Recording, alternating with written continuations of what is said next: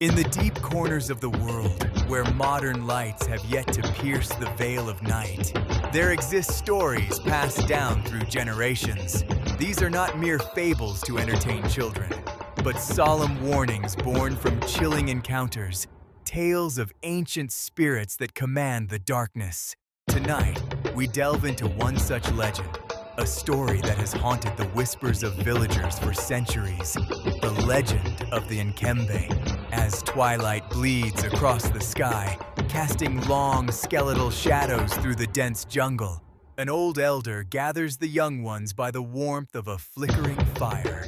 His voice, weathered and raspy, paints a terrifying picture of a creature born from the deepest shade, a malevolent entity known as the Nkembe. He speaks of a predator that does not hunt with tooth or claw, but with a far more insidious weapon, the voices of those you have loved and lost.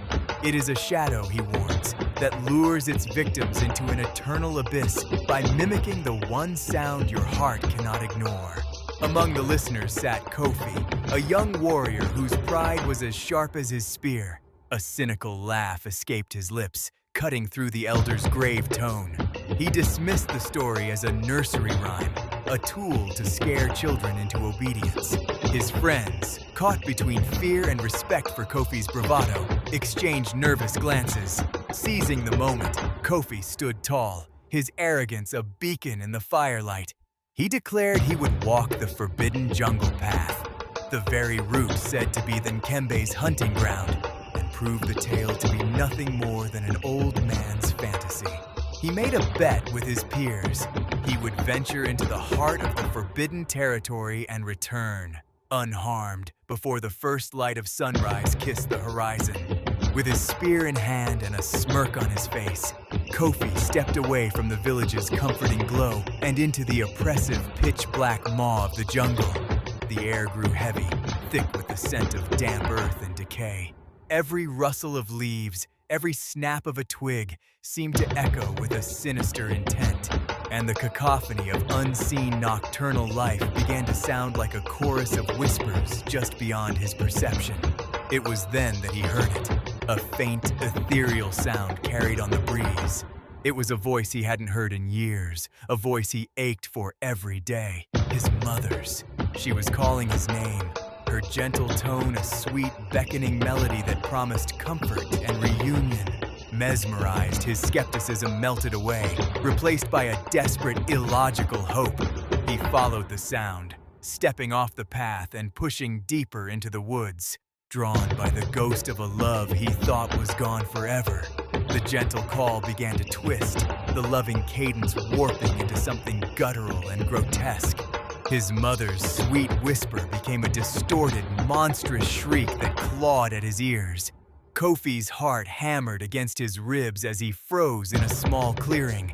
From the impenetrable darkness behind a gnarled banyan tree, a form began to coalesce. It was not solid, but a fluid, shifting mass of pure shadow, deeper than the night itself. 2 points of malevolent, glowing light ignited within the shape, fixing on him like the eyes of a predator. The Nkembe was real. Panic seized him, and he turned and ran. A frantic, desperate chase began. The world became a blur of whipping branches and treacherous roots as he scrambled for his life.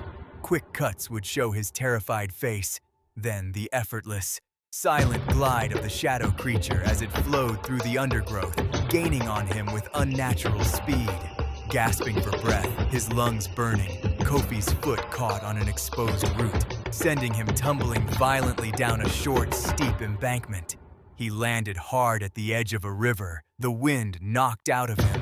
As he struggled to his knees, he saw the full moon had broken through the clouds, its brilliant light reflecting off the wide, placid surface of the water, illuminating the riverbank in a silvery glow. A blood-curdling shriek erupted from behind him. The Nkembe, having reached the edge of the light, recoiled as if struck, its shadowy form writhing in agony. Scrambling backward, using the light as his shield, Kofi clawed his way back toward the village. He didn't stop until he collapsed at the village perimeter, the sounds of his own ragged breaths filling the air.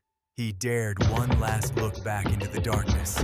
He saw the two glowing eyes filled with ancient hatred before they slowly faded and were consumed by the jungle.